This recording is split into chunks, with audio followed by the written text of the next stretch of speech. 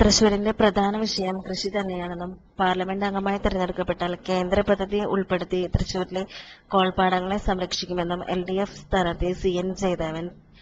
തെരഞ്ഞെടുപ്പ് പ്രചാരണത്തിന്റെ ഭാഗമായി ഇരിങ്ങാലക്കുടയിലെത്തിയ അദ്ദേഹം വാർത്താലേഖകരോട് സംസാരിക്കുകയായിരുന്നു.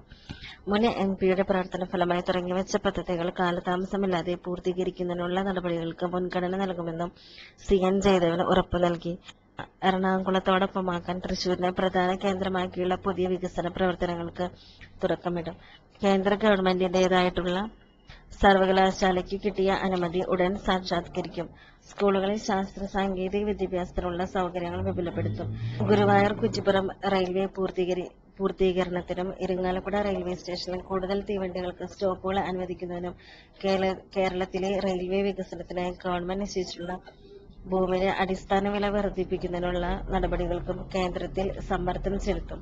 പ്രവാസികൾ കൂടുതലുള്ള തൃശൂരിലെ ലക്ഷക്കണക്കിന് ആളുകളെ സംരക്ഷിക്കുന്നതിന് കേന്ദ്രത്തിൽ നിന്ന് പുതിയ പദ്ധതികൾക്കായി പരിശ്രമിക്കുമെന്ന് തുടങ്ങി തൃശൂരിന്റെ അടിസ്ഥാന വികസന പ്രവർത്തനങ്ങളിൽ കേന്ദ്ര സർക്കാരിന്റെ ശരിയായ ഇടപെടലുകൾ സാധിച്ചെടുക്കുന്നതിനുള്ള പ്രവർത്തനങ്ങൾ നടത്തുമെന്ന് CN ജയദേവൻ തെരഞ്ഞെടുപ്പ് വേളയിൽ ഉറപ്പു നൽകി. ഇരിങ്ങാലക്കുടയ്ക്ക് എന്തെങ്കിലും പ്രത്യേകതകൾ വേണമെന്നുണ്ടെങ്കിൽ തീർച്ചയായിട്ടും അതിനുവേണ്ടി ഞാൻ നിങ്ങളുടെ കൂടെ ഫൈറ്റ് ചെയ്യും. ഈ തൃശ്ശൂരിന്റെ വികസനത്തിന് വേണ്ടി എന്തെങ്കിലും പുതിയ സംഗതികൾ മുന്നോട്ട് വെക്കാനുണ്ട്? പ്രഥമമായിട്ട് പറയാൻ വേണമെങ്കിൽ CK ചന്ദ്രപ്പൻ തുടങ്ങി വെച്ച കുറെ പദ്ധതികളുണ്ട്, അത് പൂർത്തിയാക്കലാണ്. അങ്ങനൊരു ജനറൽ സ്റ്റേറ്റ്മെന്റ്.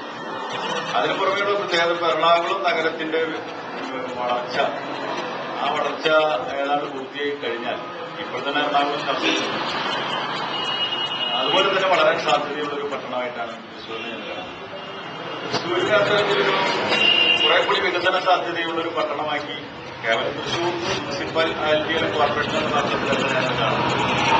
കാരണം നമ്മുടെ NH-47 വികസനം പൂർത്തിയാകുമ്പോൾ NH-17 വികസനം കൂടി പൂർത്തിയാകുമ്പോൾ എറണാകുളം കഴിഞ്ഞാൽ വളരെ പ്രാധാന്യം